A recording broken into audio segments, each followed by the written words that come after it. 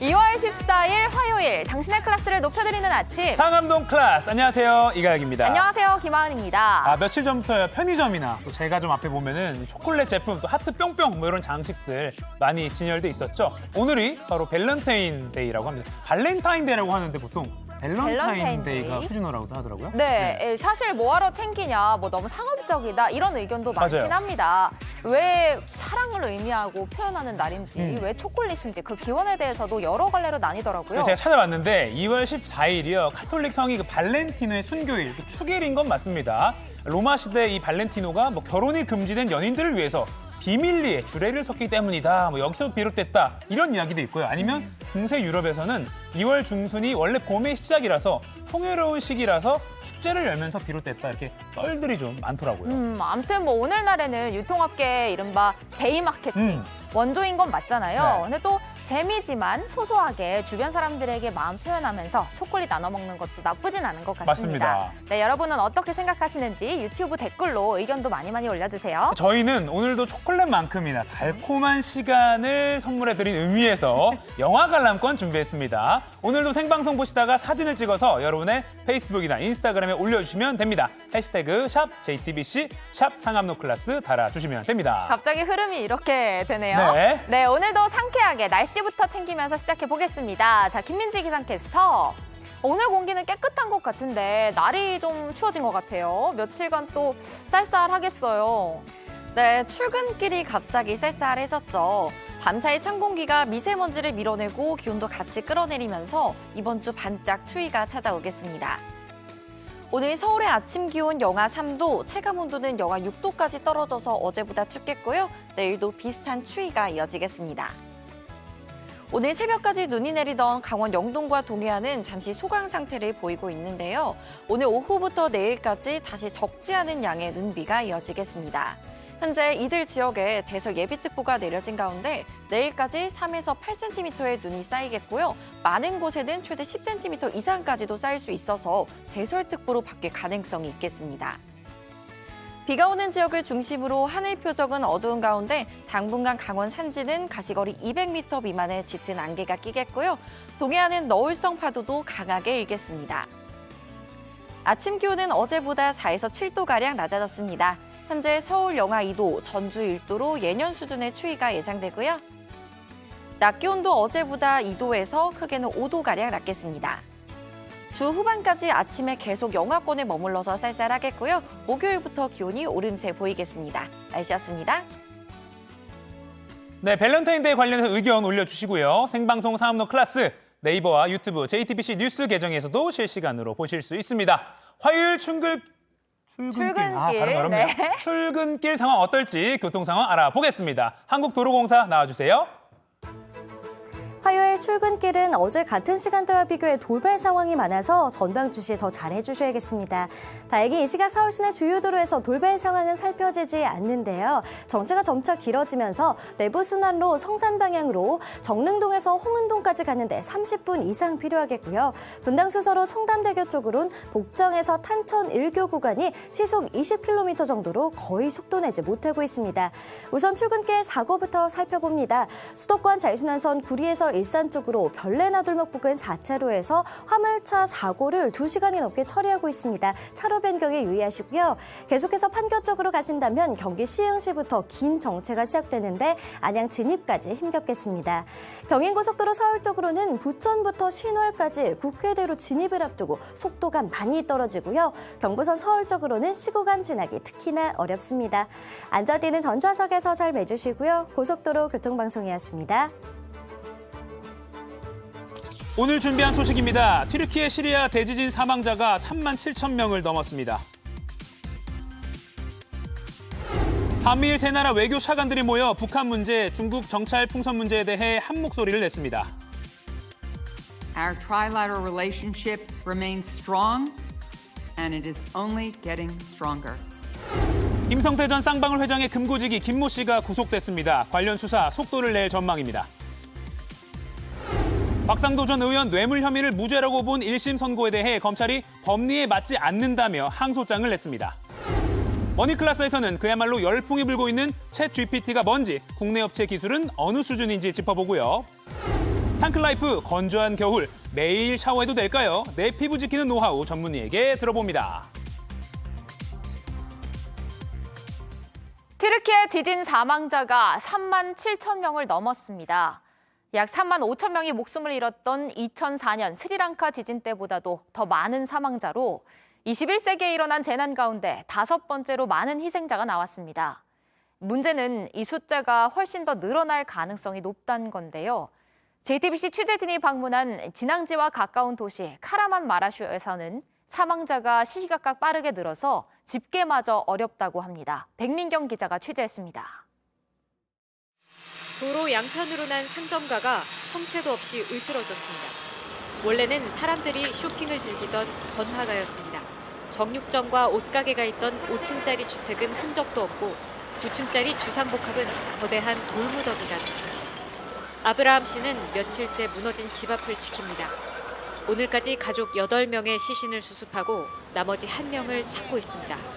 가족을 앗아간 재앙을 이해해보려 애를 써봅니다. Bir bina yıkılsa müteahhit hatalı derim ama yer boş insanlar hatalı. 또 다른 주민은 집터에서 끝없는 기도를 올립니다. 하지만 이내 울음을 터뜨립니다. 해외에서 일하다 소식을 접해 급히 귀국했지만 아직까지 살아있는 가족을 찾지 못했기 때문입니다. 진앙지와 가까운 산지 도시 카라만마라슈는 강진이 가장 먼저 도달한 만큼 큰 피해를 입었습니다. 구조 활동이 진행되고 있지만 지진이 발생한 지 일주일을 넘기며 생존자는 거의 없습니다. 유족들은 숨진 가족의 마지막 모습을 트럭 속에서 준비합니다. 병원도 장례식장도 포화 상태이기 때문입니다. 잔해 속에서 찾은 시신들은 바로 신원 확인이 되지 않으면 집단 매장지로 옮겨져 그대로 묻힙니다. 최근 한 언론은 5천 명의 사망자가 한 번에 묻혔다고 전했습니다. 하지만 넘쳐나는 사망자로 카르만마라슈시는 희생자의 숫자도 정확하게 집계하지 못하고 있습니다. 튀르키예 카르만마라슈에서 JTBC 백민경입니다. 한미일 3국의 외교 차관들이 미국 워싱턴에서 만났습니다. 북한의 도발과 러시아에 대한 제재, 특히 최근에 벌어진 중국 정찰 풍선 문제에 관해 한 목소리를 냈습니다. 워싱턴 김필규 특파원이 보도합니다. 미국 워싱턴에서 만난 한미일 외교 차관들은 3국 간의 연대 강화를 강조했습니다. Our trilateral relationship remains strong, and it is only getting stronger. Our alliances are ironclad, and our bonds of friendship are critical.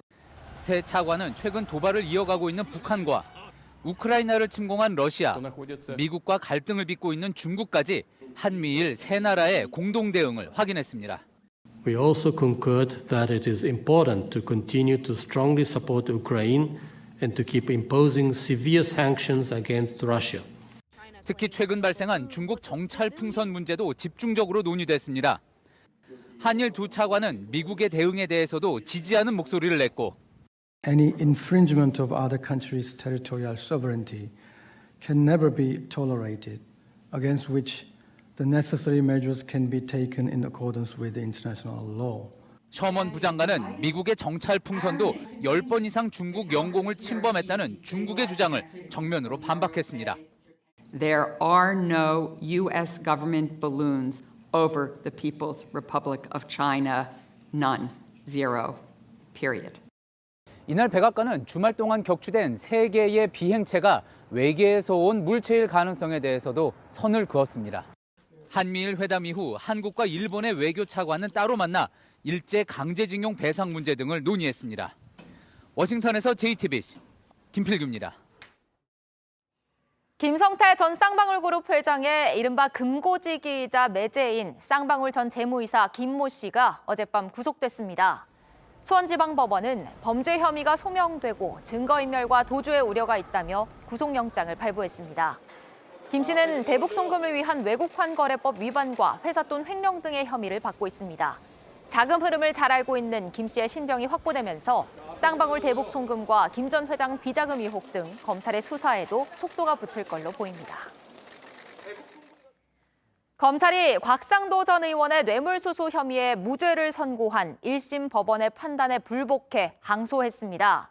서울중앙지검은 1심 판결 중에 재반 증거와 법리에 맞지 않는 부분이 있고 사회통념과 상식에도 부합하지 않는 측면이 있다며 항소장을 제출했습니다. 앞서 재판부는 곽 전 의원의 아들 병채 씨가 화천대유 자산관리에서 퇴직금과 상여금 명목으로 받은 50억 원이 알선 대가나 뇌물이 아니라며 곽 전 의원에게 무죄를 선고했습니다. 한편 곽 전 의원은 유죄로 인정된 정치자금법 위반 혐의에 대해 법원에 항소장을 제출했습니다. 국민의힘 당대표와 최고위원을 뽑기 위한 첫 합동연설회가 어제 제주에서 열렸습니다. 김기현 후보가 안철수 후보를 견제하기 위해 했던 대통령 탄핵 발언을 놓고 공방이 이어졌습니다. 안 후보는 탄핵이란 말을 상기시키며 되려 김 후보를 공격했습니다. 신혜원 기자입니다. 제주에서 열린 첫 합동연설회.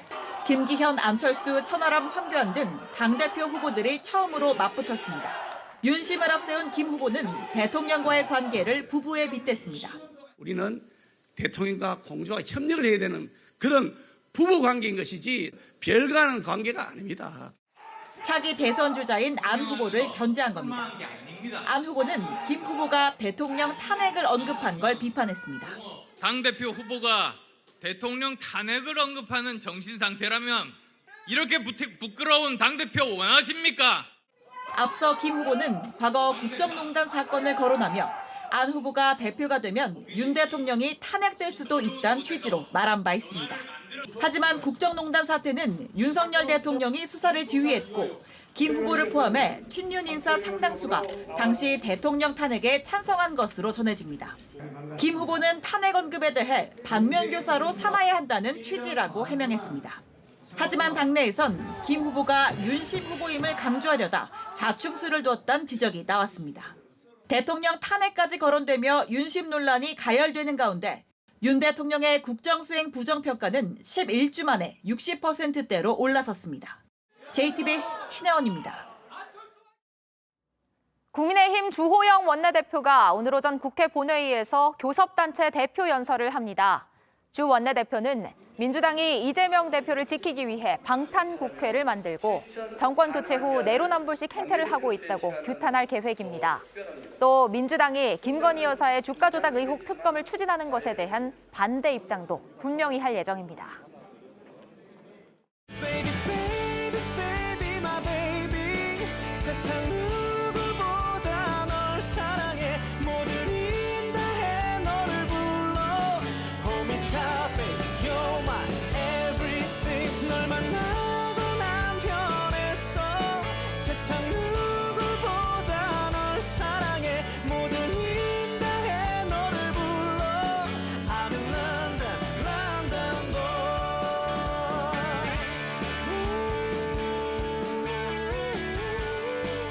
두 분 뽑아서 영화 관람권 드리는 생방송 인증샷 이벤트 계속하고 있습니다. 여러분의 인스타그램이나 페이스북에 이 방송 보시는 장면 밑에 나가는 샵 JTBC, 샵 상암노클래스 이 해시태그를 달아서 올려주시면 됩니다. 네. 오늘도 도시락 이슈 이도성 기자, 월드클래스 이용주 캐스터 나왔습니다. 안녕하세요. 안녕하세요.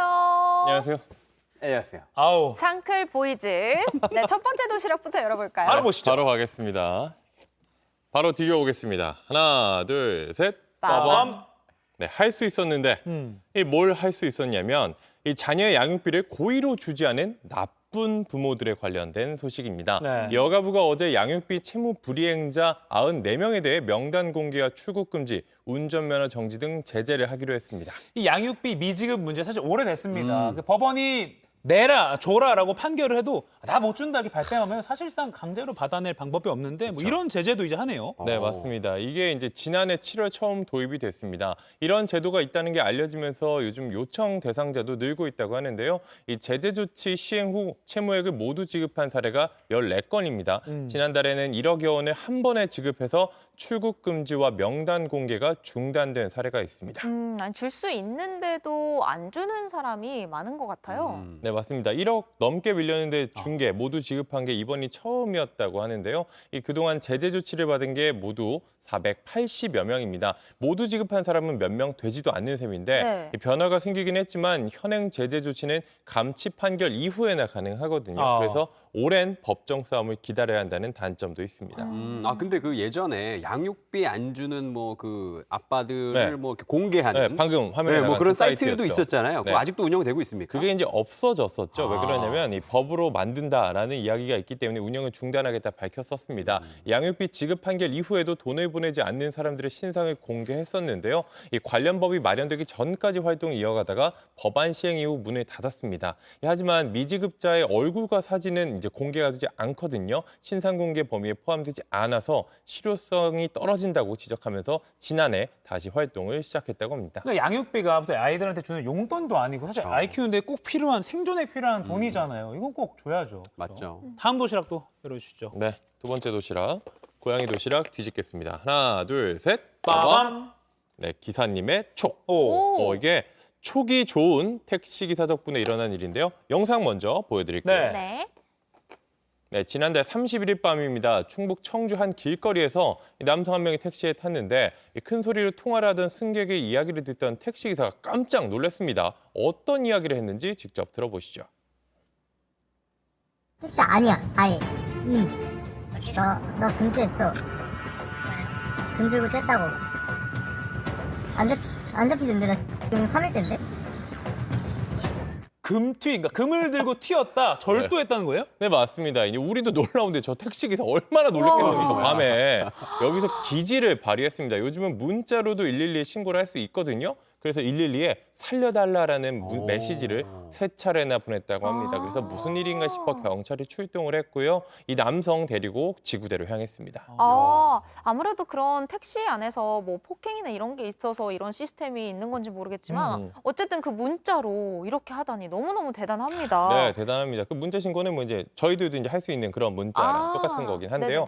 문제는 여기서 끝나지 않았습니다. 이게 체포가 아니에요. 어떤 범죄를 저질렀는지 모르는 상황이란 말이에요. 그래서 일단 한번 같이 가주십시오. 임의동행으로 데려갔습니다. 의심스럽긴 하지만 어떤 범죄를 저질렀는지 모르는 상황이에요. 그래서 임의동행이란 건 사실 내가 가기 싫다. 난 집에 가겠다라고 하면 그 말입니다. 갈 수도 있는 거예요. 네. 그래서 경찰은 대화를 계속해서 이어가면서 뭐 휴대폰 충전해야 되지 않냐, 뭐 이런 이야기를 하면서 시간을 끌었고요. 그 사이에 이 남성에게 체포영장이 발부됐다는 사실을 파악하게 됐습니다. 그러면 이제 붙잡을 수가 있는 거죠.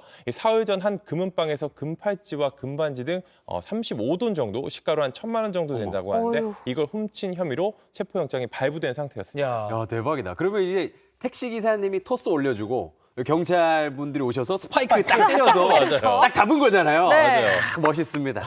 멋있어요. 제대로 잡았죠. 네. 공범 중에 2명은 이미 붙잡힌 상황이었고 이 남성은 도주 중, 아까도 뭐 3일 동안 안 잡혔다 이런 얘기 했잖아요. 도주 중이었다고 합니다. 이 경찰은 추가 공범이 있다고 보고 수사에 나섰고요. 이 택시기사, 이 기지를 발휘한 택시기사에게는 신고 포상금과 표창장을 수여할 방침이라고 합니다. 생각해보면 뒤에서 좌석에서 그런 소리가 들렸다 하더라도 좀 불안하기도 하고 그래서 막 문자까지 보내서 경찰에 신고할 생각을 나라면 했을까 싶거든요. 그렇죠. 아니 사실은 게임 이야기일 수도 있겠다라고 착각할 수도 있어요. 그런데 일단은 신고를 했다는 점에서 굉장히 큰 멋있습니다. 네, 속이 좋습니다. 네. 역시 축하드리고요. 역시 뭐 표창장으로 부족합니다. 저희 박수 한번. 감사합니다. 네, 다음 도시락도 바로 보시죠. 네, 세 번째 도시락도 뒤집어 보겠습니다. 바로 가겠습니다. 하나, 둘, 셋. 빠밤. 네. 범죄 소굴인데요. 이게 어제 JTBC 뉴스룸에서 이상엽 기자가 보도한 내용입니다. 제가 좋아하는 그 후배 기자인데 요즘 컴퓨터방이라는 게 있다고 합니다. 이 컴퓨터를 하면서 통화도 할 수 있는 뭐 그런 방이라고 하는데 저는 처음 들어봤어요. 그런데 이곳에서 이 불법 촬영물의 온상이었다고 합니다. 불법 촬영물이요? 네, 불법 촬영물. 생각하시는 그 불법 촬영물이 맞는데 영상 보면서 설명드리겠습니다. 네, 취재진이 무작위로 서울과 수도권의 전화방을 찾았는데요. 이 컴퓨터 안에서 수상한 폴더를 발견했습니다. 근데 그게 나오는 저게 불법 촬영물들이었습니다. 아이고. 이 불법 촬영물, 촬영을 한 장소도 다양했는데요. 이 한 컴퓨터에서만 2,000여 개가 담겨 있었다고 합니다. 너무 많은데. 상당히 많죠. 이 취재진이 찾은 7곳의 전화방에서 모두 이런 영상들을 발견할 수 있었다고 합니다. 와, 이거 미친 것 같아요. 이러면 안 되는 거잖아요. 네, 당연히 안 되죠. 이 범죄가 될 수 있는데 더 큰 문제는 컴퓨터에 저장된 파일이다 보니까 저거 그냥 복사해서 가져가면 돼요. 그러니까 유출이 될 수 있다라는 거죠. 이미 유포됐을 가능성도 큰 상황이고요. 이 매달 한두 번씩 새로운 불법 촬영물들을 업데이트, 공급받는다고 하는데 이 점주들 이야기 들어보겠습니다. 필요하다는 게 있어요. 이런 업장이 없으면 성범죄는 더 많이 일어난다. 다른 데서도 다 보던 것. 수비 복수 탈거가 되기는 하겠어요. 자기가 딱 이렇게 호감 받거나 그런 거 하시겠죠. 근데 저렇게 버젓이 영업을 하고 있다는 게 조금 믿기지가 않는데 경찰 단속은 없나요? 일단 정기적으로 단속은 하지만 실제 불법 촬영물을 적발하는 경우는 거의 없다고 합니다. 이 취재진이 찾은 저 전화방도 2년 전에 단속을 받아서 벌금형을 받았다고 하는데요. 근데 혐의는 음란물을 상영하는 풍속법 위반이었다고 합니다. 이 불법 촬영물을 유포한 혐의는 적용이 안 된 셈인데요. 최근 경찰 단속을 받았다는 한 전화방에서도 불법 촬영물을 쉽게 찾아볼 수 있었다고 합니다. 그러니까 취재진이 경찰 단속을 했던 곳을 바로 찾아갔는데 거기에 그대로 불법 있었어요. 촬영물이 있었다는 거잖아요. 뭔가 좀 빈틈이 있는 것 같은데 저희가 보도를 한 만큼 좀 후속 조치가 있었으면 좋겠습니다. 그리고 더불어서 이게 업데이트를 또 한다고 했잖아요. 그런 유통책 같은 것도 그러네요. 같이 연결고리를 맞습니다. 찾아보면 좋을 것 같아요. 네, 계속 꼬리에 꼬리를 물어서 좀 근절을 해야 될 것 같습니다. 자, 다음 도시락 보여주시죠. 네, 네 번째 도시락도 가보도록 하겠습니다. 네. 하나, 둘, 셋. 빠밤. 이게 웬 돈이야? 돈. 제 돈이면 좋겠는데 제 돈은 아니고 이삿짐 센터 직원이 세입자의 짐을 옮기다가 현금 따발을 발견했습니다. 근데 이게 무려 2,400만 원이었다 그래요. 현금으로요? 네, 현금으로. 근데 이게 세입자 돈은 아니었대. 이사를 나가는 사람의 돈이 아니었다라고 해서 결국 경찰이 수사에 나섰습니다. 그러니까 이사하다가 그 출처를 모르는 돈이 발견됐다. 네, 5만 원짜리가. 어우, 야, 이거는 좋은 일인데. 좋은 일이라고. 그걸 함부로 가져가면 이게 절도가 되니까. 그렇죠. 그건 내 돈이 맞는데. 아니라면 함부로 가져가시면 안 됩니다. 이 돈다발은 싱크대 서랍장 밑에서 발견이 됐는데요. 네. 세입자가 자신의 돈이 아니라면서 경찰에 신고를 했습니다. 정직한 분이에요. 네. 이렇게 하셔야 돼요. 그래야 문제가 되지 않습니다. 근데 그 집 지난 10년 동안 모두 4가구가 거쳐갔다고 하는데요. 그중에 두 번째 세입자인 60대 여성은 일 특성상 현금으로 월급이나 보너스를 받았는데 은행 갈 시간이 없어 싱크대 밑이나 장롱에 보관했다 이렇게 말을 했고요. 그리고 세 번째 세입자인 50대 남성은 아버지가 살았던 집이라면서 이 생활비를 현금으로 드렸는데 그걸 모아놓은 것 같다 이렇게 말을 했다고 합니다. 돈다발은 하나, 사람은 둘. 과연 누구 돈일까요? 이 주인은 여성 세입자였습니다. 5만 원권이 띠지로 묶여서 이제 싱크대 밑에 있었는데요. 이 여성의 진술과 일치했습니다. 이 설명을 들은 이 나머지 남성 세입자도 자신의 돈이 아닌 것 같다 이렇게 말을 했다고 하고요. 현금은 주인을 찾아갔고 돈을 받은 세입자는 이삿짐 센터 직원과 신고자에게 보상금을 지급했습니다. 또 일부는 어려운 위해서를 쓰겠다면서 기부를 하겠다는 뜻도 나타났다고 합니다. 기부까지 네. 잘 신고하고 주인 잘 찾았고 기부까지 훈훈한 마무리네요. 오늘도 잘 들었습니다. 이번엔 월드 클래스로 넘어가 볼까요? 네. 시작하겠습니다. 자, 오늘도 튀르키예와 시리아 대지진 소식 이어가겠습니다. 네. 뒤늦게 알려진 비극이 있습니다. 튀르키예와 인접한 키프로스 섬의 청소년 배구 선수단 39명이 시합을 위해서 강진이 있던 그때 튀르키예에 머물고 있었다고 합니다. 묵고 있던 호텔이 무너지면서 전원 참변을 당했다고 하는데요. 화면에 나온 지금 아이들 단체 사진 보니까 마음이 찢어지는 것 같습니다. 학생 24명은 모두 11살에서 14살이었고 같이 온 학부모 10명까지 모두 39명이 대지진 당시 호텔에 있었습니다. 지금 화면에 나오는 영상 보시면 7층 높이 4성급 호텔이 완전히 무너져 내린 모습입니다. 시합을 위해서 머물던 곳인데 안타깝게도 이 선수들의 마지막 장소가 되어버렸습니다. 참변을 당한 39명 모두 주검이 되어서 고향으로 돌아갔고 장례식장은 눈물바다가 됐습니다. 이런 일이 발생하니까 정말 안타깝습니다. 예, 그런가 하면 이 지진이 일어났을 때 당시 긴박했던 모습들이 CCTV 화면들로 하나둘 공개되고 있습니다.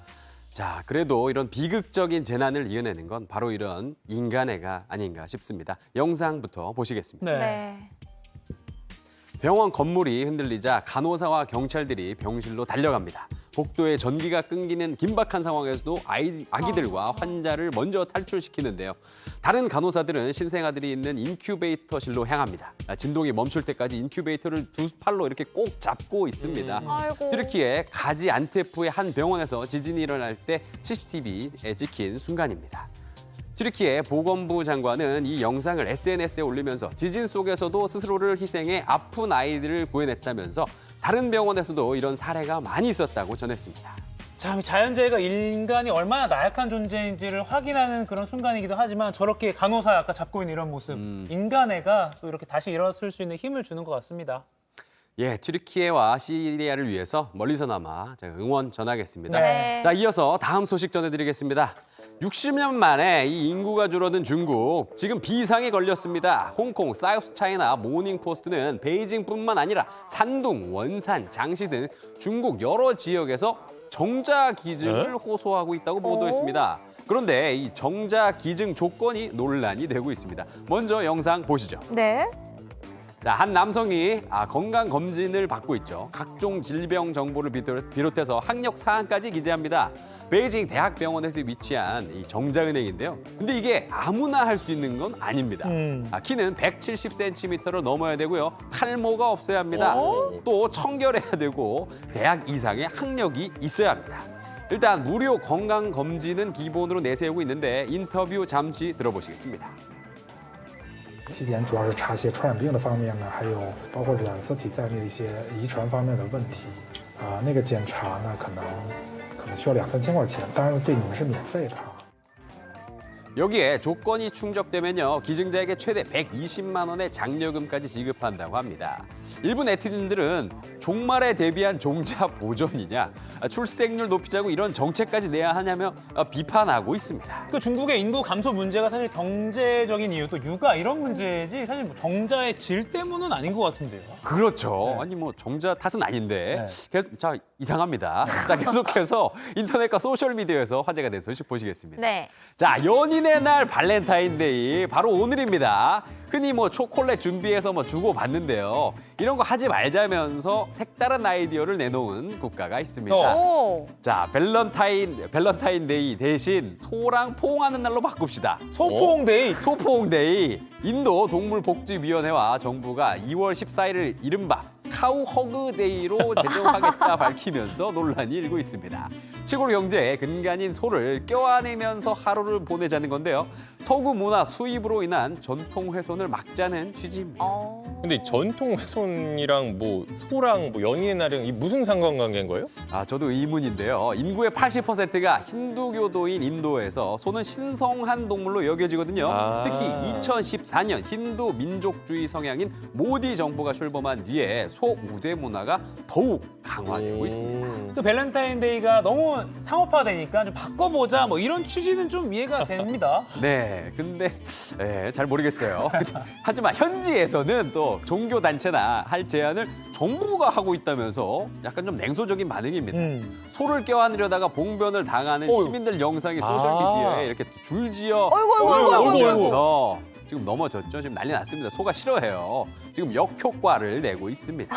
근데 이 소허그데이 정부 뜻대로 되지 않을 것 같은 예감이 들어요. 소의 뜻대로 되고 있어요. 네, 야심차게 발표를 했지만 조롱과 비난에 시달리면서 아무래도 흐지부지 되는 듯합니다. 사실 인도 정부가 소에 대한 정책으로 물의를 일으킨 건 이번이 처음은 아닌데요. 3년 전에 정부 유관기관에서 암소 배설물로 휴대전화 방사선 차단 칩을 만들어서 출시하기도 했어요. 소면 만사 형통이라는 인도 정부의 못 말리는 소사랑 앞으로 어떤 정책으로 나타날까 귀추가 굉장히 주목됩니다. 네. 자, 이어서 이번에는 실연을 당한 사람이라도 밸런타인데이를 나름 괜찮게 보낼 방법을 소개해 보겠습니다. 미국의 한 동물원인데요. 여기선 일정 금액을 내면 헤어진 연인의 이름을 바퀴벌레에 붙여준다고요. 저런 바퀴벌레? 네네. 이용주, 이가혁 이렇게 이름 붙이는 거예요? 네, 맞아요. 이게 약간 좀 소심한 복수라고 할까요? 이렇게 이름이 붙은 바퀴벌레들은 동물원 동물들에게 특식으로 제공이 되거든요. 네, 바퀴벌레가 싫으면 뭐 채소나 다른 먹이로도 대체가 가능하다고 해요.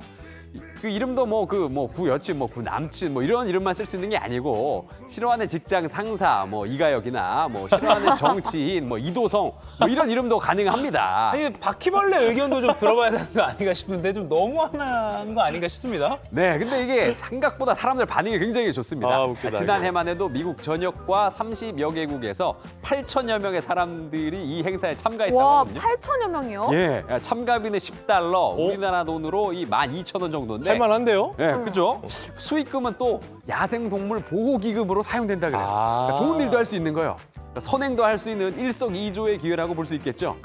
뭐 좋은 일 하는데 도움된다고 하니까 저도 솔직합니다. 그래요? 누구 이름 쓰고 싶으세요? 이가요, 이도성?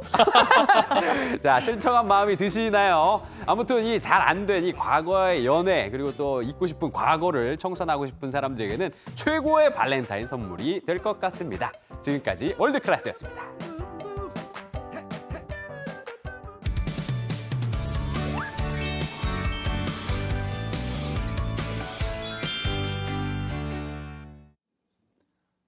네, 지금 시각 8시 29분입니다. 저 같은 경알못, 경제를 잘 알지 못하는 사람을 위한 당장 내 돈이 되는 지식, 머니클래스. 오늘의 키워드 먼저 보시죠. 챗 GPT 열풍의 AI 경쟁 격화. 이 최근 IT 업계의 뜨거운 화두는 바로 챗 GPT입니다. 물어보면 뭐든지 척척 대답해주고 연설문과 시까지 써주는 IQ 147의 인공지능 채팅 서비스인데요. 이 챗 GPT가 세계적인 돌풍을 일으키자 이제 검색의 시대는 끝났다. 인공지능과의 대화하는 시대로 넘어가고 있다. 이런 얘기가 나옵니다.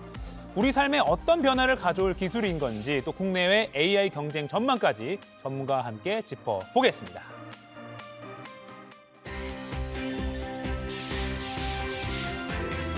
빅데이터 분석 IT 전문가 김덕진 미래사회 IT연구소 소장님 모셨습니다. 안녕하세요. 네, 안녕하세요. 반갑습니다. 김덕진입니다. 발음도 어려워요. 챗 GPT. 네. 이게 우리 뭐 인공지능 스피커, 뭐 아니면 뭐 시리, 빅스비 네네네. 뭐 이런 거 휴대폰에서 쓰잖아요. 그렇죠. 그거랑은 뭐가 다른 거예요? 일단 약자를 단어 하나하나 좀 살펴볼게요. 챗 GPT잖아요. 그럼 GPT가 뭐냐 해서 좀 말씀을 드리면 일단 챗은 대화형이니까 일반적인 우리가 알고 있는 챗봇 같은 대화죠. 근데 G가 generated, 생성형이잖아요. 생성형이라는 게 뭐냐면 기존에 채팅하는 챗봇은 딱 정확하게 정답을 이제 문제와 정답을 알려줍니다. 예를 들면 대한민국 수도는 이라고 하면 서울이라고 하는 건 잘 아는데 예를 들어서 대한민국 수도가 아니라 예를 들면 뭐 한국의 수도는 이렇게 하면은 질문이 틀려지면 대답을 제대로 못 해요. 근데 이제 생성형이라고 하는 거는 그때그때 말을 만들어준다라고 생각하시면 돼요. 그러니까 정답셋이 아닌 거죠. 근데 그게 어떻게 되냐라고 하는 게 두 번째인데 사전 학습. 그러니까 엄청난 데이터를 미리 줘서 얘한테 막 공부를 시키는데 공부를 그냥 정답하고 질문만 주는 게 아니라 인터넷에 모든 정보를 줘서 자기가 알아서 대답을 하게 하는 거예요. 근데 거기서 이제 마지막으로 있는 트랜스포머. 저거는 뭐냐? 저게 전이학습이라는 건데 쉽게 설명하면 우리가 이제 알파고 있지 않습니까? 알파고는 바둑을 잘 두죠. 근데 얘한테 비슷한 장기를 두게 하는 거예요. 그렇게 하면 룰이 비슷하니까 자기가 알아서 좀 공부를 하죠. 근데 그게 조금 틀릴 수도 있잖아요. 그 틀리는 거는 사람이 직접 가서 거기다 조금 고쳐주는. 그러니까 지금에 있던 인공지능 기술의 발전에 어떠한 방식들을 다 합치다 보니까 지금처럼 자연스럽게 대답해주는 이런 인공지능이 만들어졌다. 뭐 이렇게 설명드릴 수 있을 것 같습니다. 트랜스포머까지 있으니까 약간 영화 이름 같기도 하고요. 어쨌든 지금 굉장히 뜨거운 기술인데 어느 정도 수준까지 왔는지가 좀 궁금합니다. 저희가 실제로 그 챗 GPT에다가 셰익스피어처럼 봄에 관한 시를 써줘라고 입력해봤거든요. 저희가 직접 보여드리겠습니다. 밑에 검색창처럼 생긴 곳에 이렇게 한글로 쳤습니다. 네, 그렇죠. 이게 요즘 말도 많은데 실제 화면을 보여드릴 기회가 없어가지고 이렇게 보여드리니까 어떻게 나왔냐면 봄의 꽃잎들은 겨울의 얼음을 깨뜨리며 새로운 생명의 시작을 알린다. 꽤 괜찮게 시가 나왔어요. 그렇죠. 저렇게 나오는 것뿐만 아니라 또 저희가 오늘 방송을 하잖아요. 그래서 제가 만약에 얘한테 우리가 챗 GPT를 가지고 방송을 한다면 어떤 식으로 방송을 만들 수 있을까라고 물어봤더니 정말로 대화를 해줍니다. 대본을 써주나요? 써주는 거예요. 그것도 놀라운 게 종이들을 구분을 해줘요. 그래서 프로그램 제목도 넣고요. 캐스터, 게스트 1, 게스트 2 저렇게 하면서 대화를 하는 형태죠. 그리고 막 제가 또 다른 거 넣었을 때는 얘가 음악을 언제 깔아야 된다, 화면을 전환해야 된다 이런 것까지 다 알려주는 좀 신기한 프로그램이라고 볼 수 있는 것 같습니다. PD님 보고 계시죠? 이런 기술입니다, PD님. 네. 그런데 지금 저희가 챗 GPT가 만능은 아닌 것 같아요. 그래서 저희가 혹시나 또 뭐라고 쳐봤냐면 상암동 클래스는 어떤 프로그램이온가요? 라고 질문을 던져봤어요. 그랬더니 답변이 조금 저희 입장에서는 황당했습니다. 어떤 답변이 나왔는지 보시면 상암동 클래스는 대한민국의 방송국인 TVN 깜박깜박거리는 것도 실제 약간 시간이 걸리더라고요. TVN에서 방영되는 예능 프로그램입니다. K-팝 아이돌이 참여한다 뭐 이런 식으로 약간 황당한 답변을 내놨습니다. 아직 좀 부정확한 것도 있나 보네요. 제가 볼 때는 저거 아마 그 클래스 중에 옛날에 드라마 있는 그런 클래스 있었잖아요. 그거 좀 나온 거 아닌가 싶기도 하고. 이태원 클래스도 JTBC 드라마인데 아무튼 그렇죠. 이게 왜 그러느냐 생각을 해보면 일단은 이게 사전 학습이라고 말씀드렸잖아요. 데이터가 2021년까지입니다. 2022년 전 네, 데이터까지. 2021 이제 1년까지만 데이터가 있고 22년 전까지이기 때문에 일단은 확실하지가 않고요. 두 번째는 학습하는 데이터에서 우리가 전 세계에 있는 인터넷 데이터를 얘가 다 학습하는데 네. 그렇게 치면은 한국어 데이터가 상당히 적어요. 그러다 보니까 이제 이 부분이 문제가 있고요. 또 세 번째는 이게 생성형이잖아요. 그래서 그때그때 답변을 해주는데 답변이 질문에 대한 정답이 정확하게 있는 게 아니라 그때그때 생성하기 때문에 답변도 조금씩 달라지는 이러한 형태라고 보시면 될 것 같습니다. 저희 프로그램이 작년 11월에 시작했기 때문에 아마 말씀하신 2021년까지 학습을 했다면 정보가 없을 수도 있겠네요. 네네. 그리고 또 이제 이게 시험 같은 거, 뭐 고등학교, 대학교에서 요걸로 네. 뭐 리포트도 대신 써주고 약간 악용한 사례들이 나오고 있어서 좀 문제가 되고 있잖아요. 그러니까 이게 참 이걸 악용이라고 해야 될지 아니면 활용이라고 해야 될지 참 애매한 부분인데 뭐 예를 들면은 미국 뉴욕시에서 이게 좀 문제가 되다 보니까 모든 학교에서 아예 챗 GPT를 금지하는 이러한 것들에 대한 방식을 냈어요. 또 워싱턴 DC에서도 일부 대학에서 아예 그냥 과제 자체를 폐지하고 이럴 거면 그냥 문답으로 대화하는 형태로 이제 해야 된다. 이런 것들까지 나오고 있고요. 또 이제 국내에서 수도권의 한 국제학교 재학생 7명이 챗GPT를 활용해서 영문 에세이를 써가지고 나중에 이제 걸린 거예요. 그렇죠. 그래서 아예 빵점 처리를 하는 뭐 이런 일들도 생겼고 현직 판사가 뭐 챗GPT 활용해서 판결문을 쓰기도 하는 뭐 이런 형태들이 나옵니다. 그래서 이게 글을 정말 잘 써주는데 이 잘 써주는 게 내용하고 상관없이 상당히 매끄럽게 써주다 보니까 이게 맞느냐 틀리냐 이것도 있고요. 제가 오늘 좀 또 하나 해본 게 예를 들면 인터넷에 아주 유명한 블로그 글이 있어요. 그럼 그 글을 제가 검색했을 때 그 주제 비슷했을 때 그거랑 비슷한데 먼저 나오게 하고 싶은 거예요. 그래서 이 챗GPT한테 뭐라고 물어봤냐면 그 인터넷 링크 있잖아요. 그 URL 주고 나서 이거랑 비슷한 형태의 글인데 검색어가 좀 더 잘 나오게 해줘라고 얘기를 했더니 정말로 비슷한 글을 그대로 써주고 그게 검색하면 더 잘 나오는 이런 정도까지 활용할 수 있는 상황이라고 검색 결과 우선순위로 뜨게 해달라고 하니까 그렇게까지도 해준다. 네, 비슷한 글인데 또 정말 매끄럽게 잘 써주는 거죠. 아, 그렇군요. 2016년입니다. 벌써 좀 오래됐는데 그 이세돌 구단과 바둑 승부를 펼쳤던 아까 말씀하신 그 알파고 기술이 이제 구글에서 개발을 한 건데 네. 이 챗 GPT 돌풍이 최근에 돌면서 이제 구글의 시대는 끝났다 뭐 이런 말도 나오는데 네. 뭐 구글이나 마이크로소프트 같은 기존의 글로벌 그 빅테크 기업들은 좀 어떻게 대응하고 있나요? 그러니까 이게 왜 그런 얘기가 나올까라고 할 때 말씀하신 것처럼 이 챗GPT가 원래 오픈 AI라고 하는 이제 스타트업인데 그 스타트업에 최근에 마이크로소프트가 엄청나게 투자를 했다는 거예요. 그러니까 마이크로소프트 입장에서는 구글이 나오면서 본인들이 가지고 있던 걸 다 뺏겼거든요. 제일 대표적인 것 중에 하나가 인터넷 브라우저죠. 네. 우리가 인터넷 브라우저 생각해 보시면 예전에 인터넷 익스플로러 썼잖아요. 근데 요즘엔 크롬이라고 하는 녀석을 대부분 맞아요. 쓰시죠. 그게 구글에서 만든 거란 말이에요. 그리고 또 구글이 검색 엔진에서 검색 점유율이 엄청 높잖아요. 근데 이 챗GPT를 잘 활용한다고 하면 사람들이 검색을 하는 것보단 얘한테 물어볼 거니까 일단은 검색 엔진에서 좀 떨어진다. 그리고 두 번째는 검색하고 챗GPT를 같이 쓰게 하는 걸 얘네들이 뭘 만들었냐면 마이크로소프트의 검색 엔진 중에 빙이라고 하는 검색 엔진이 있습니다. BING. 네, 네. BING 이 빙이 있는데 이걸 우리가 보통 구글 쓰지 빙 안 쓰잖아요. 근데 이번에 마이크로소프트에서 이 빙하고 그다음에 챗GPT를 합친 어떤 사이트를 공개를 한다고 했어요. 그렇게 되니까 사람들이 궁금하면 다 이쪽으로 넘어오겠죠. 그리고 세 번째는 그것뿐만 아니라 브라우저를 쓰면서 옆에서 아예 그 사이트에 안 들어가고도 뭔가 우리가 계속 물어볼 수 있는 이러한 형태를 말씀드렸던 브라우저 중에 엣지라고 하는 요즘에 윈도우 깔면 기본적으로 설치하는 맞아요. 브라우저 있거든요. 그 브라우저에 탑재한다는 거예요. 그렇게 되니까 마이크로소프트 입장에서는 자기들이 뺏겼던 점유율을 이 오픈 AI의 챗GPT를 통해서 가져오겠다라고 하는 방식이고요. 그럼 구글도 가만히 있을 수 없잖아요. 그렇죠. 그래서 구글이 최근에 2월 7일 날 시인이라는 뜻의 바드라고 하는 비슷한 챗GPT 같은 이런 녀석을 발표를 했어요. 네. 그러면서 이제 이들이 처음에 얘기했던 게 챗GPT는 2021년까지밖에 데이터가 없고 대화도 좀 이상한 부분이 있는데 이 부분을 우리가 실시간이고 잘 할 수 있어라고 이제 오픈을 한 거죠. 네. 그래서 많은 사람들이 기대를 했는데 결과는 어떻게 됐느냐? 시연하고요. 무려 시총이 150조가 증발했습니다. 날아갔어요? 네, 왜요? 150조가 떨어진 거예요. 신기술을 냈는데도? 왜냐하면 답을 냈는데 답이 틀린 답을 낸 거예요. 그래요? 네, 근데 그것도 시연을 한 게 아니라 그들이 홍보 영상으로 만든 거여서 홍보 영상에 질문하면 정답이 나오잖아요. 그 정답이 매끄럽긴 했는데 틀린 답을 낸 겁니다. 근데 그 틀린 답을 구글에서도 몰랐는지 영상으로까지 만들어서 올리니까 사람들이 아니 신기술 나왔는데 이 신기술의 장점이 아니라 이렇게 되면 부작용 홍보하는 거 아니냐 이렇게 되면서 이제 실시간으로 좀 주가가 떨어지는 이런 모습을 보여주기도 했죠. 시연회에 큰 실수가 벌어진 셈이네요. 네. 자, 그렇게 구글, 뭐 마이크로소프트 크게 지금 막 대응을 하고 있는데 그럼 우리나라 네이버, 카카오, 우리나라 AI 기술은 좀 어떤가요? 일단 우리나라 AI 기술에서 제일 잘할 수 있는 건 말씀드린 것처럼 이제 전 세계적으로 봤을 때 대한민국의 한국어, 그러니까 우리나라의 단어는 당연히 우리나라 사람이 주로 쓰잖아요. 네네. 그러니까는 이 네이버와 카카오는 한국어에 특화된 쪽을 좀 잘 하고 있는 것 같아요. 네이버 같은 경우에는 우리가 수많은 블로그 글이나 검색을 대부분 국내에서 하잖아요. 그러니까 네. 네이버에서 하잖아요. 그러니까 네이버의 데이터를 학습시켜서 만드는 일종의 챗봇 형태인 거죠. 그래서 그런 걸 이제 하이퍼클로바라고 하는 걸 만들고 있고 네. 이게 이제 서치 GPT라는 게 우리가 치는 검색 엔진, 아까 말씀드린 것처럼 마이크로소프트가 빙이라고 하는 검색 엔진하고 챗 GPT를 합치려고 한다고 그랬잖아요. 네이버 역시도 네이버 검색 엔진에서 뭔가를 물어보면 이제 한국어로 아주 잘 답해주는 이러한 챗 GPT 같은 걸 같이 합치겠다라고 하는 게 이제 네이버의 방향이고요. 네. 이제 카카오 같은 경우는 뭐냐면 이 한국어가 일반적인 언어랑 영어랑 다르게 좀 처리가 어려워요. 우리가 한국어 끝까지 들어봐야 된다 뭐 이런 얘기 하잖아요. 맞아요. 그래서 이 한국어를 컴퓨터가 잘 이해하고 구분할 수 있는 이른바 언어 모델이라고 하는데 그 언어 모델에 집중해서 만들고 있는 게 저 코 GPT라고 하는 녀석입니다. 네. 그래서 카카오는 컴퓨터가 한국어를 잘 알아듣고 한국어를 잘 말할 수 있는 쪽에 투자를 해서 그걸 갖고 이제 다양한 형태를 활용하겠다라고 하는 전략이다. 뭐 이렇게 두 가지로 나눠 볼 수 있을 것 같습니다. 아, 그렇군요. 끝으로 네. 그 메타버스 열풍 한 재작년, 작년에 아주 강했는데 뭐 지금도 계속 이어지고 있지만 좀 시들해졌거든요.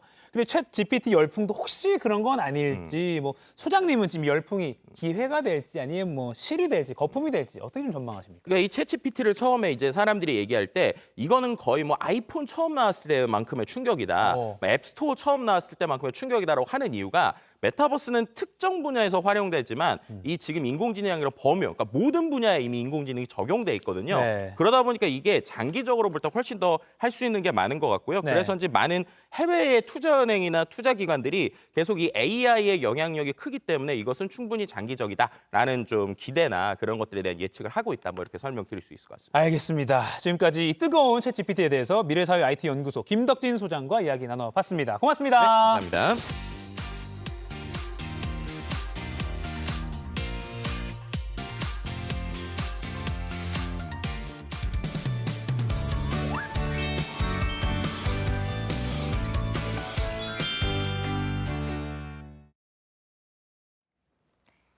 상클 라이프 매주 화요일 아침엔 여러분의 건강을 책임집니다. 오늘의 주제 바로 만나보겠습니다. 네.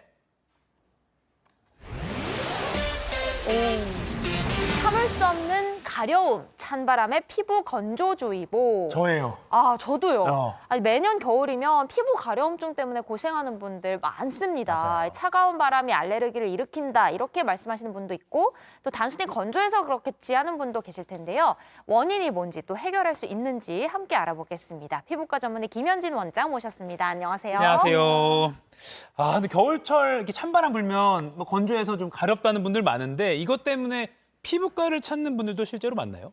실제로 굉장히 많죠. 여름에는 뜨거운 태양 때문에 힘들지만 네. 겨울에는 이 찬바람, 건조함 네. 이런 것 때문에 트러블이 생겨서 오시는 분들이 굉장히 많습니다.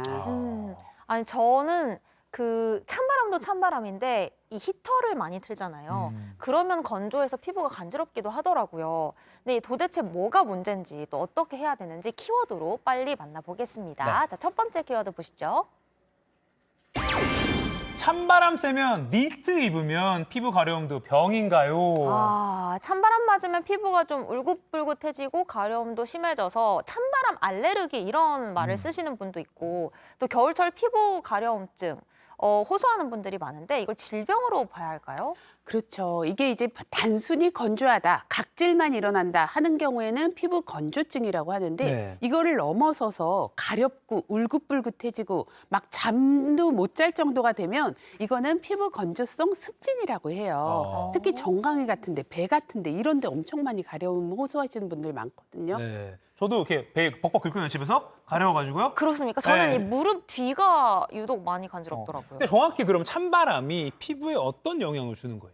그러니까 피부가 이제 건조한 피부, 그다음에 건조한 대기하고 맞닿게 되면 네. 피부에 있는 보습막이 날아가게 돼요. 아. 그러다 보면 피부를 보호해주는 보습막이 없어지다 보니까 안쪽에 울긋불긋하게 습진 같은 거 이런 것들이 쉽게 생길 수밖에 없는 거죠. 습진을 일으키는 거군요. 네네. 근데 보면은 그 찬바람을 쐬고 이게 그런 것도 있지만 니트를 겨울철에 많이 입잖아요. 그럼 니트 때문에 이렇게 좀 붉어지고 이런 것도 있는데 이것도 어떻게 보면 질병처럼 생각을 해야 되나요? 맞습니다. 그게 이제 접촉성 피부염이라고 하는데요. 네. 저 같은 경우에도 그렇게 거꾸한 거를 입을 수가 없어요. 그렇게 입다 보면 피부에 자극이 되면서 피부의 보호막이 또 날아가게 됩니다. 그러면 가려워지고 붉어지고 이것 때문에 또 굉장히 힘든 시간을 보내야 되는 거죠. 그래서 이런 경우에는 안에 꼭 면옷을 입고 울 소재의 옷을 입는 게 중요합니다. 약간 그 재질에 들어가 있는 어떤 합성 섬유의 성분 때문인지 모르겠지만 좀 입는 니트에 따라서도 저는 가려움 정도가 달라지는 것 같아요. 그래서 아까 말씀하신 대로 면티 같은 걸 순면 티를 입고 입는 게 좋은 거군요. 네. 근데 이게 가려움증이 있다. 그러면 단순히 좀 건조해서 그런 건지 아니면 좀 질환으로까지 봐야 되는 건지 그 구분을 좀 어떻게 할 수 있나요? 그렇죠. 증상이 이제 심한 경우에는 우리가 질환으로 구분을 하는데요. 네. 사실 이제 환자들이 이거 습진이에요? 피부염이에요? 병원마다 진단이 달라요. 네. 라고 얘기를 많이 하거든요. 근데 피부염하고 습진하고는 거의 똑같다라고 생각을 하시면 돼요. 이거를 제가 구분을 좀 해드리면 피부염하고 습진은 똑같은데 이게 종류가 굉장히 많습니다. 그러니까 알레르기성 피부염, 아토피 피부염, 지루성 피부염, 주부 습진, 건조성 피부염 정말 많죠. 네. 이런 것들이 커다란 카테고리라고 생각을 하시면 되고요. 요거에 따라서 다 분류를 하는 건데 치료는 거의 동일하고 이런 분들 같은 경우에는 이제 건조한 거 조심해라, 이렇게 거꾸란 옷 이런 것들 조심해라라고 얘기를 드립니다. 아, 그렇군요. 자, 그럼 이렇게 건조한 계절에 내 피부를 지키려면 어떻게 해야 할지 두 번째 키워드 빨리 또 보겠습니다. 네. 1일 1팩 수분 충전 될까? 맞아요. 요새 이게 간단한 팩들 많은데 이거 매일매일 해주면 효과가 실제로 있나요? 저는 결론적으로 굳이 할 필요 오. 없다라고 얘기를 드립니다. 아주 건조한 사람 빼고는 굳이 팩을 많이 그렇게 쓸데없이 사서 할 필요는 없다라는 얘기예요. 그러니까 아주 건조한 사람 빼고는 필요 없다. 정도로 네. 굳이 할 필요 없다. 네. 아하. 그럼 그 보습제라고 하죠. 우리 소위 뭐 로션, 바디로션. 이런 건 어때요? 그렇죠. 보습제를 활용해라라는 거예요. 팩을 하지 말고 내가 쓰는 보습제를 좀 두껍게 바르고 우리 부엌에 있는 랩 다 있죠. 네네. 랩을 이렇게 씌워놓으면 그게 훌륭한 나의 보습 팩이 되는 거예요. 그러니까 1일 1팩을 사는 대신에 보습제와 랩을 활용해라라고 얘기를 드리는 거죠. 그게 그 피부 속으로 스며드나요? 그렇죠. 그걸 밀폐요법이라고 하는데 그렇게 이제 해놓으면 잘 들어가는 거예요. 그러니까 팩을 제가 하지 말라는 이유가 뭐냐면 이렇게 팩을 매일매일 하다 보면 어떻게 보면 알러지를 일으킬 수 있는 많은 성분들이 매일 나한테 노출이 되는 거예요. 그래요? 그렇기 때문에 내가 쓰는 거를 하는 게 좋은 거죠. 근데 이 보습제도 뭐 얼굴이나 몸 그런 용도에 따라서 다르기도 하고 또 계절에 따라서 또 다르게 활용을 하잖아요. 언제 어떻게 사용하는 게 가장 효과적일까요? 일단은 피부 타입이 굉장히 중요해요. 피부 타입이 내가 좀 유분기가 많다 하는 경우에는 로션 타입을 쓰시는 게 좋고요. 나는 너무 건조해 하는 경우에는 크림 타입을 쓰시는 게 좋은데 또 오일이라는 것도 있잖아요. 오일은 좀 건조한 부분 이런 데다가 조금 더 방울을 떨어뜨려가지고 섞어가지고 활용을 하시면 됩니다. 그 로션이나 크림에 섞어서요? 그렇죠. 거기에 섞어가지고 이렇게 팔꿈치 같은 데는 되게 건조하잖아요. 예. 이렇게 다리인데도 건조하고 그런 데는 오일을 조금 넣어가지고 같이 활용하시면 굉장히 도움을 줄 수가 있습니다. 근데 이게 심한 가려움 같은 거를 겪다 보면 팔꿈치 아까 말씀하신 긁다 보면 이제 피가 날 정도로 상처가 나기도 해요. 이런 거 집에서 좀 관리를 좀 어떻게 해줘야 되나요? 그런 경우에는 병원을 가시는 게 사실은 좋기는 해요. 네. 그러니까 감기도 심하지 않은 경우에는 생강차를 먹고 낫지만 피부 같은 경우에도 약을 먹어야 될 시기를 놓치면 피가 날 정도로 긁게 되면 2차적인 세균 감염 같은 게 될 수가 있기 때문에 이 시기는 잘 잡아서 병원에 가셔서 치료를 하시는 게 좋습니다. 너무 가려울 때는 오히려 그 상처에 대한 신경을 더 많이 써야 되겠네요. 그렇죠. 참지 말고 병원에 가시는 게 좋을 것 같아요. 네, 이제 시간이 또 빠르게 흐르고 있는데 바로 겨울철 피부 가려움증을 막아주는 보습법 한번 알아보겠습니다. 키워드 보여주시죠. 매일 샤워, 피부엔 독이다. 맞아요. 사람마다 아침, 저녁으로 샤워 2번 하는 사람도 있고 하루에 또 뭐 안 좋다 뭐 이런 말들도 많은데 일단 샤워 매일 하는 거 피부에 어떻습니까? 사실은 좋지가 않아요. 그러니까 너무 부지런해서 건조성 습진이 생기는 경우가 굉장히 많거든요. 그래서 나는 근데 운동을 해서 매일 하루에 2번씩 샤워를 해. 해야 돼 하는 경우도 있거든요. 그럴 때는 비누질을 하지 말라 그래요. 비누질. 네, 그러니까 물로만 샤워를 해라. 그리고 꼭 필요할 때 뭐 이런 데 겨드랑이 같은데 이렇게 땀을 차는 데만 비누질을 하고 이런 데는 절대로 비누질을 하지 말라고 합니다. 그리고 세정제를 쓸 때도요. 자극이 좀 없는 거, 알칼리성이 아니고 pH가 중성에 맞춰져 있는 것들이 많이 나와 있거든요. 네. 중성이요? 네, 이런 거를 쓰다 보면 피부에 자극 없이 샤워를 할 수가 있습니다. 저는 아침 저녁으로 씻고 있었어요. 저도 이게 분장을 하다 보니까 네. 머리도 스프레이 뿌리다 보니까 네. 그렇게 할 수밖에 없는데 그럼 이런 데는 비누칠을 가급적 하지 말라. 그러니까 비누가 조금 건조하게 만드는 건가요? 맞습니다. 그렇군요. 그럼 세수도 같은 원리인가요? 세안도 마찬가지예요. 진짜 내가 건조한 사람들은 왜 유명 연예인이 아침에는 맹물로만 세수해요라고 네네네. 하잖아요. 이거를 모든 사람한테는 적용을 하면 안 되고요. 피부가 진짜 건조한 사람들은 아침에는 세안제를 쓰지 말고 그다음에 하지만 정말 여드름이 나고 기름기가 흐르는 사람은 아침에도 피지 분비가 굉장히 많이 나와 있는 네. 상태이기 맞아요. 때문에 반드시 비누를 사용하시는 것이 좋습니다. 그럼 세안 비누도 그 pH가 중성인 게 좋아요? 그러니까 알러지가 있거나 피부가 예민한 사람들은 중성을 쓰는 게 훨씬 더 좋아요. 자극이 없거든요.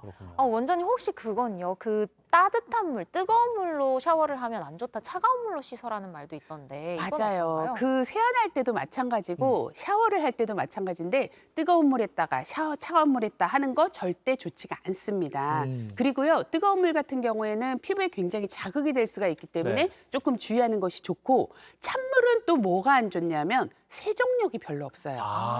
그렇기 때문에 자극이 없으면서 세정력도 좋은 거는 미온수라고 할 수가 있습니다. 미온수. 네. 미온수라면 한 어느 정도 온도? 체온 정도? 그렇죠. 약간 따뜻한 정도. 뜨겁지도 않고 차갑지도 않은 그 정도가 가장 피부에는 좋은 온도예요. 사실 저는 뜨거운 물을 저도 약간 선호합니다. 막 뜨거운 물 해줘야죠 한 것 같은데 오늘 자제하겠습니다. 선생님 말씀 들었으니까. 네, 네, 네. 마지막 질문 해주시죠. 네, 마지막으로 네. 그 때밀이 수건으로 피부 사실 그 겨울이 되면 건조하긴 한데 각질이 일어나니까 저는 처음에 떼수건으로 그걸 밀었어요. 근데 더 간지럽더라고요. 맞아요. 그렇게 떼수건으로 각질을 정리를 하게 되면 더 심해지는 거는 피부의 보호막이 떨어져 나가기 때문이에요. 그래서 떼수건 절대 쓰지 말라는 거는 피부과 선생님들이 다 하는 얘기고 그래요. 그리고 샤워 타월도 너무 거친 거를 쓰지는 않는 게 좋아요. 부드러운 걸로 하고 때는 안 밀어도 내 각질은 저절로 떨어져 나가게 돼 있어요. 그렇습니까? 네, 그럼에도 불구하고 나는 조금 각질 정리를 하고 싶다. 이렇게 각질이 일어난다 하시는 경우에는 우리 요거트나 우유 같은 데는 아하라는 성분이 들어있거든요. 아하. 그게 각질을 정리하면서 보습에도 도움이 될 수가 있기 때문에 이렇게 부드럽게 각질을 정리하는 것이 좋습니다. 요거트나 우유를 발라요? 네, 날짜 네. 지난 것들 우유 같은 거 맞아요. 활용하시는 분들이 있더라고요. 맞아요. 아하라는 성분 오늘 알았습니다. 네. 네, 오늘 말씀 여기까지 듣겠습니다. 지금까지 피부과 전문의 김현진 원장이었습니다. 고맙습니다. 고맙습니다.